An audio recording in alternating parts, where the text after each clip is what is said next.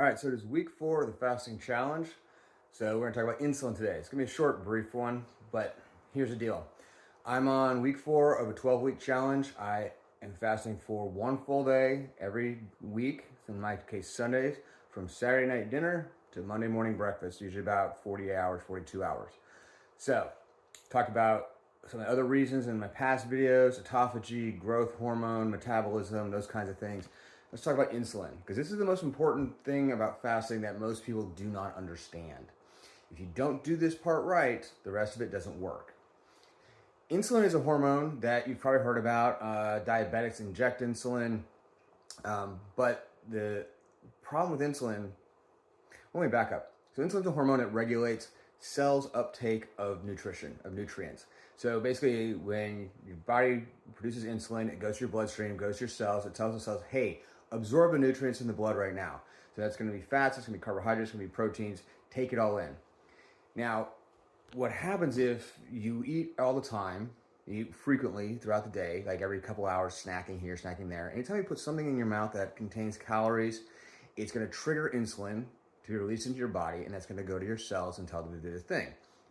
But it just develops something called insulin resistance. This is what happens when it's like getting nose blind. Like you smell something in a room when you walk in, but after you're in there for a little while, you stop smelling it. Same thing with insulin. Your cells, like, they get the message, they see it, but they're like, insulin is always here. I don't need to listen to it. I'm just going to do my normal thing. So they resist the insulin demand, or the order that it's giving them. And so your body releases more until they do it.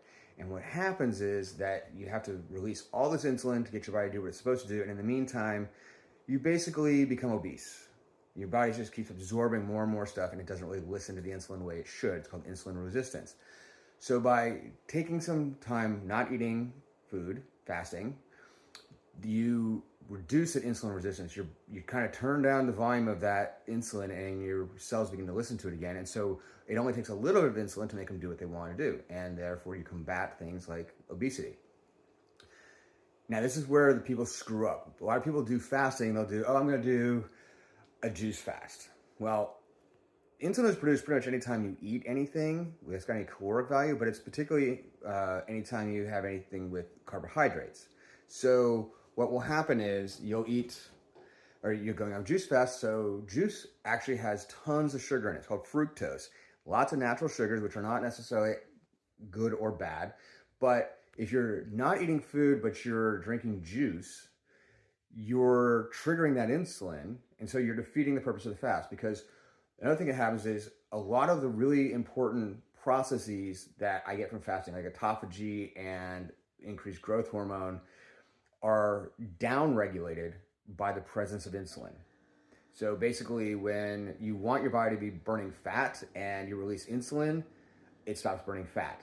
When you want your body to be going into autophagy and you release insulin, it stops the autophagy. When you want your body to release growth hormone and you release insulin, it stops the growth hormone. So you need to not consume anything that's going to trigger insulin, and that includes things like juice. Basically, what's I can say for sure is safe on a fast to consume liquid-wise would be water. You can add a little bit of salt to it because electrolytes are important. Salt is an electrolyte. It is a mineral. It will not trigger insulin. And it's important for metabolic processes and just keeping your homeostasis in your system. So water with a little bit of salt sprinkled in it is good. You can do unsweetened black coffee. You can also do a little bit of salt in that, which I recommend anyway. Makes coffee taste a little better. And you can do unsweetened tea, like infusions, teas, those kinds of things. Hot or cold, as long as there's no sugar added to it. And again, you can get something with flavor, but you don't have to worry about the insulin. Zero-calorie sodas are a problem.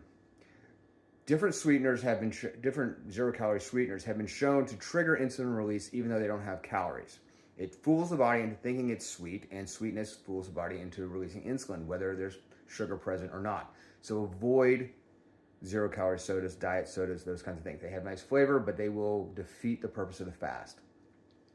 And different artificial sweeteners have been shown to, whether they do or do not increase insulin, but It's also been shown inconclusive, so it may do it for some person. Like I may be able to drink one sweetener and not have an insulin spike, but a different sweetener would, and vice versa. Like sweetener that doesn't affect me might affect you. So there's really, unless you're gonna be taking insulin tests while you're doing this, there's really no way to know for sure.